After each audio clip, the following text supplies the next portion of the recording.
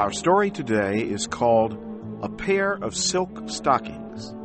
It was written by Kate Chopin. Here is Barbara Klein with the story.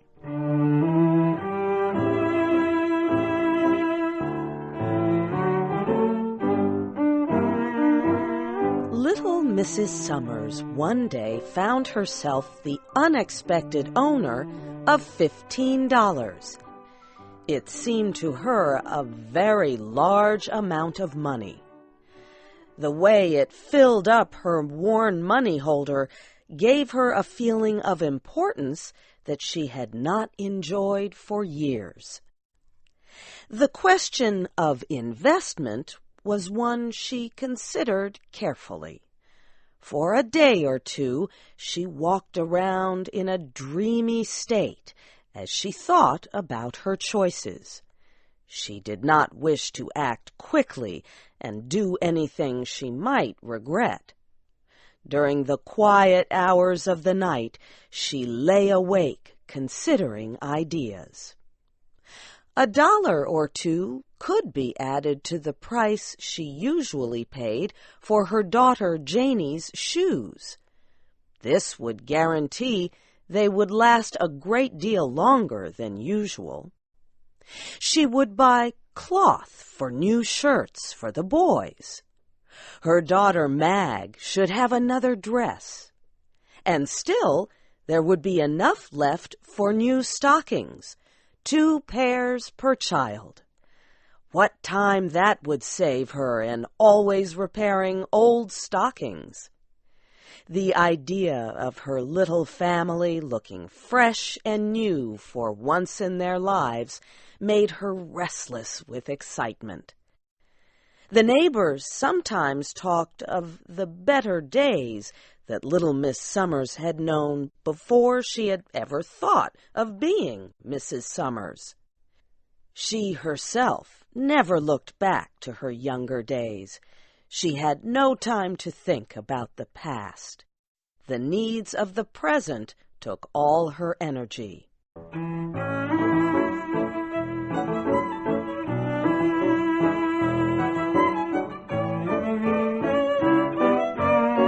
Mrs. Summers knew the value of finding things for sale at reduced prices. She could stand for hours, making her way little by little toward the desired object that was selling below cost. She could push her way if need be. But that day she was tired and a little bit weak. She had eaten a light meal. No, she thought about her day. Between getting the children fed and the house cleaned and preparing herself to go shopping, she had forgotten to eat at all. When she arrived at the large department store, she sat in front of an empty counter. She was trying to gather strength and courage to push through a mass of busy shoppers. She rested her hand upon the counter. She wore no gloves. She slowly grew aware that her hand had felt something very pleasant to touch. She looked down to see that her hand lay upon a pile of silk stockings. A sign nearby announced that they had been reduced in price. A young girl who stood behind the counter asked her if she wished to examine the silky leg coverings. She smiled as if she had been asked to inspect diamond jewelry with the aim of purchasing it. But she went on feeling the soft, costly items. Now she used both hands, holding the stockings up to see the light shine through them. 2 red marks suddenly showed on her pale face. She looked up at the shop girl.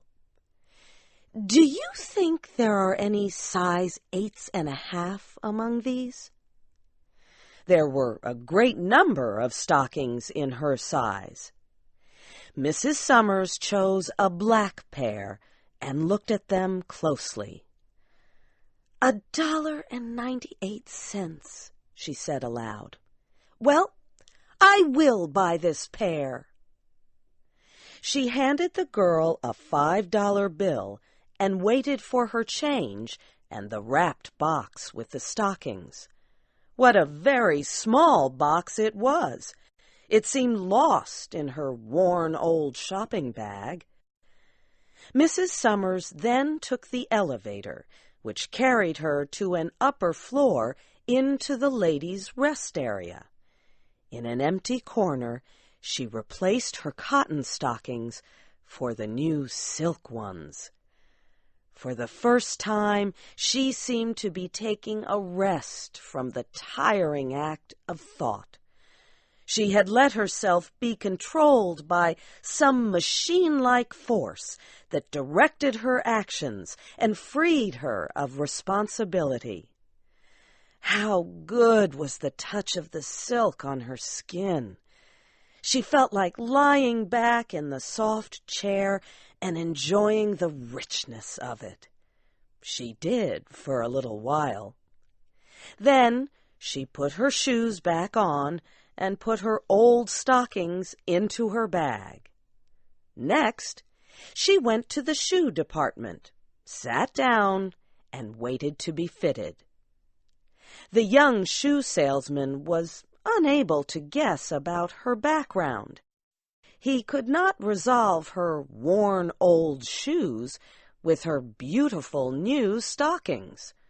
She tried on a pair of new boots. She held back her skirts and turned her feet one way and her head another way as she looked down at the shiny, pointed boots. Her foot and ankle looked very lovely. She could not believe that they were a part of herself.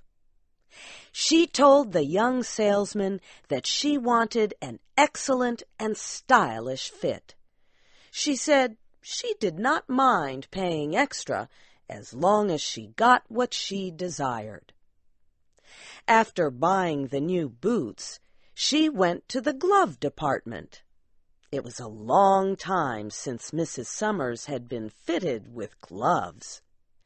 When she had bought a pair, they were always bargains, so cheap that it would have been unreasonable to have expected them to be fitted to her hand. Now she rested her arm on the counter where gloves were for sale. A young shop girl drew a soft leather glove over Mrs. Summers' hand. She smoothed it down over the wrist and buttoned it neatly. Both women lost themselves for a second or two as they quietly praised the little gloved hand.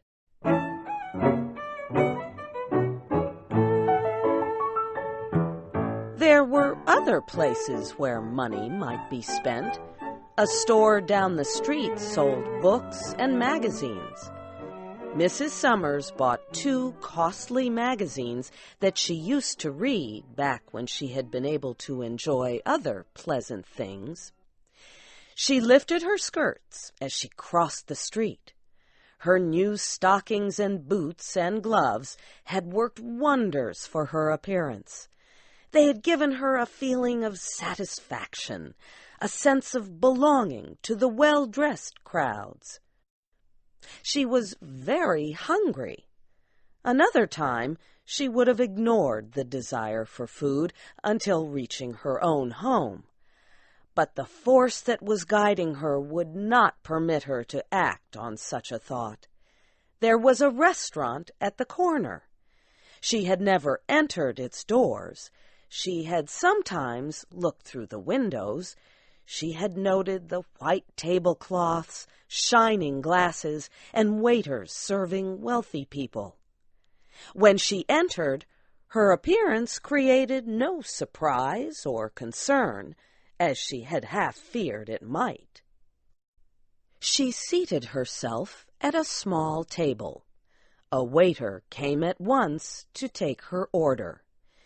She ordered 6 oysters, a chop, something sweet, a glass of wine, and a cup of coffee.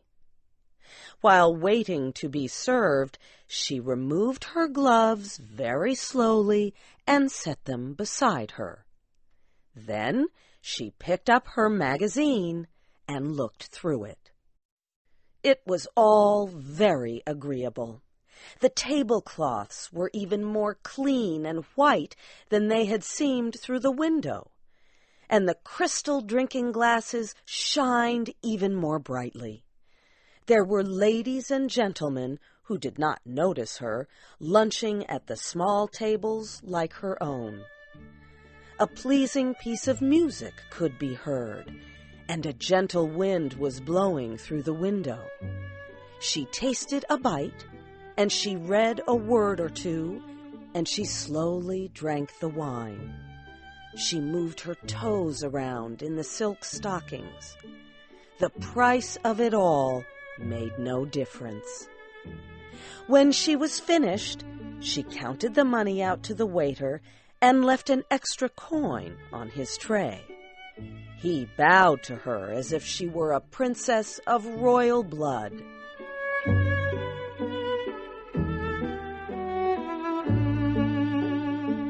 There was still money in her purse, and her next gift to herself presented itself as a theater advertisement.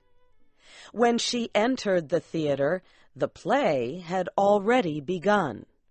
She sat between richly dressed women who were there to spend the day eating sweets and showing off their costly clothing. There were many others who were there only to watch the play. It is safe to say there was no one there who had the same respect that Mrs. Summers did for her surroundings. She gathered in everything, stage and players and people, in one wide sensation. She laughed and cried at the play. She even talked a little with the women. One woman wiped her eyes with a small square of lace and passed Mrs. Summers her box of candy. The play was over, the music stopped, the crowd flowed outside. It was like a dream ended. Mrs. Summers went to wait for the cable car. A man with sharp eyes sat opposite her. It was hard for him to fully understand what he saw in her expression.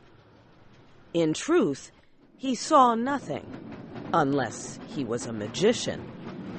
Then he would sense her heartbreaking wish that the cable car would never stop anywhere, but go on and on with her forever.